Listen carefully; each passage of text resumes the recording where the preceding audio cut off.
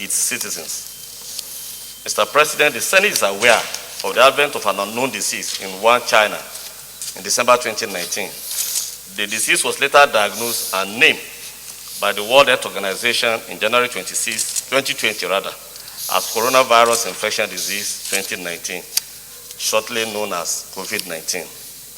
The Senate is aware that Nigeria experienced its first index case of COVID-19 on the 28th day of February 2020 with the diagnosis of an Italian citizen who was a consultant to Lavat Company in Ewekoro, Ogun State.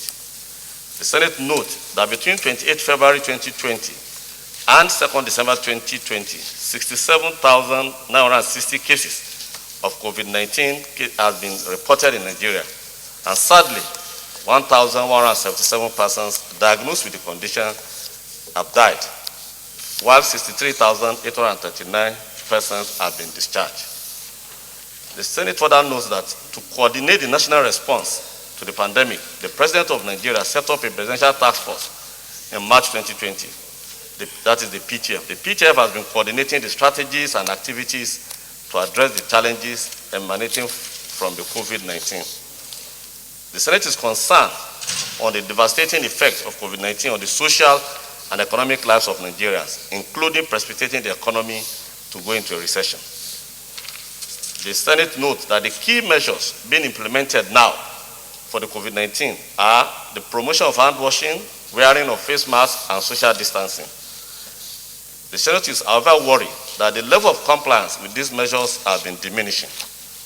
The Senate is further worried that the level of testing, detection, and isolation of confirmed cases have also been reducing in the country. The Senate is aware that some countries have approved vaccines for COVID-19 and are administering the vaccines to their citizens. And the Senate is aware that many other countries have completed plans on the procurement, distribution, and administration of the vaccines to their citizens. However, the Senate is extremely worried that Nigeria has not produced a plan for the procurement, distribution, and administration of the vaccines to Nigerians. And the Senate is concerned that the only plan on COVID-19 vaccine for Nigeria is the pledge by the Global Alliance for Vaccine Initiative, known as Gavi, an international partner on vaccine, to support 20% of the country's vaccine requirement. This support will cover only the cost of the vaccines without taking care of the logistics requirement for distribution and administration. The Senate is concerned that despite the change in the epidemiological trends of the disease, the financial plan developed by the country and the World Bank in April 2020 to fund the response to the pandemic is still being implemented without taking due cognizance to these changes by reallocating the fund to procure vaccine. The Senate is worried that the failure to administer vaccines to Nigeria will result in the country not being able to control the COVID-19 infection, and a possible ban on traveling by Nigerians may be instituted by countries around the world. The Senate is therefore concerned that the consequence of non-administration of the vaccines to Nigeria will include worsening social and economic situation. Therefore, the Senate is ought to resolve, 1, to direct its Committee on Health, Secondary and Tertiary, and Primary Health Care to invite the Federal Ministry of Health, the Presidential Task Force of COVID-19, the National Primary Health Care Development Agency, the National Agency for Food, Drugs Administration and Control, the National Center for Disease Control, the Federal Ministry of Finance, and any other relevant government agency to present to it detailed plans, approval protocol, funding, procurement, administration, and monitoring of COVID-19 vaccine in Nigeria. 2, to urge the President to provide adequate funds for the procurement and administration of COVID-19 vaccines to Nigeria. And finally, to direct the committees to report back to the Senate in 2 weeks. I so move, Mr. President. We have addressed issues like this without plan, adequate plan. We have had instances when vaccines were imported into this country, but because we are not prepared to even store them adequately, those vaccines go bad and they cannot be used.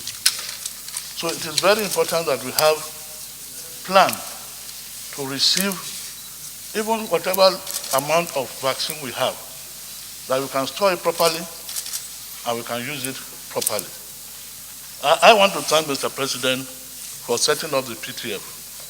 which has adequately tackled and addressed the issue of COVID-19. In fact, the speculation was that within 2 weeks of this pandemic, people will be dying and be seen by the roadside in Nigeria. But that has not happened, either because of our environment, but definitely because it was adequately addressed by Mr. President.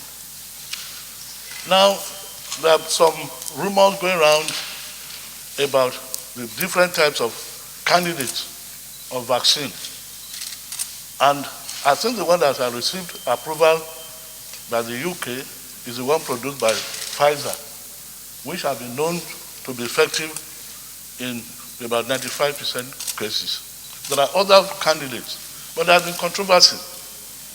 What Pfizer is producing is the mRNA vaccine, which also Moderna is producing. This is quite different from what is normally done. In the traditional sense, the conventional sense, what is used is an attenuated form of the bacteria or the virus, which then stimulates the body to produce antibodies. It is not completely safe. But in this case, what is being done is the messenger RNA that has been coded to stimulate the body to produce antibodies. It's a more robust method, safer method than the conventional ones. Now, the idea that has been circulated that this thing has the tendency to change our genetic constitution is wrong. It has no way of intervening with the DNA. The DNA is there. This is a coded messenger RNA. It's always in our body. Our intelligence, memories is stored in form of messenger RNA. What we look like today is our phenotypic presentation, and is decided by our gene, which is DNA. The DNA cannot do anything without messenger RNA. So we have messenger RNA in our body every time. So the issue of introducing messenger RNA to cause genetic change, like GMO, is completely wrong. So in the plan, we must decide which one are we taking. But I think what is being accepted globally is the messenger RNA produced by Moderna and Pfizer. We must prepare for in-transit transportation, because those who produce these vaccines have specified the environment, the temperature, how it has to be contained, even to transfer it from the airport to where it's going to be stored. So the in-transit transportation is very important. In-situ transportation is very important. And because of our erratic power supply, we must ensure that whatever storage we're going to have 24 hours power supply. Then also, how do we get it to the people? What are the priorities? Who gets it first? Is it the senators or the ministers?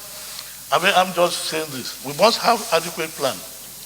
So we will not be discouraged by the rumor going on, which has some religious connotation, that the messenger RNA is being introduced, there's a chip inside. There's no chip inside. Messenger RNA is part of us. It's been used.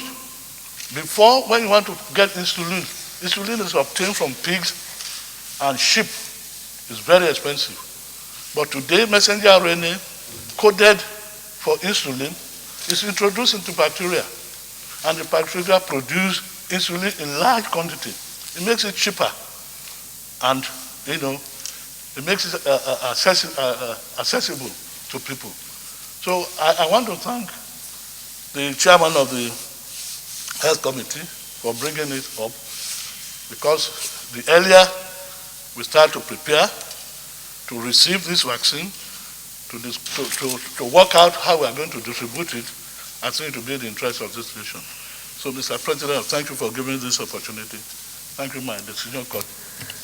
Thank you very much. We'll go to Prayer 1 to direct its Committee on Health and Primary Health Care to invite the Federal Ministry of Health, the Presidential Task Force on COVID-19, the National Primary Health Care Development Agency, the National Agency for Food and Drugs Control, NCDC, Federal Ministry of Finance, and any other relevant government agency that is to present to it detailed plan approval, protocol, funding, procurement, administration, and monitoring of COVID-19 vaccine in Nigeria.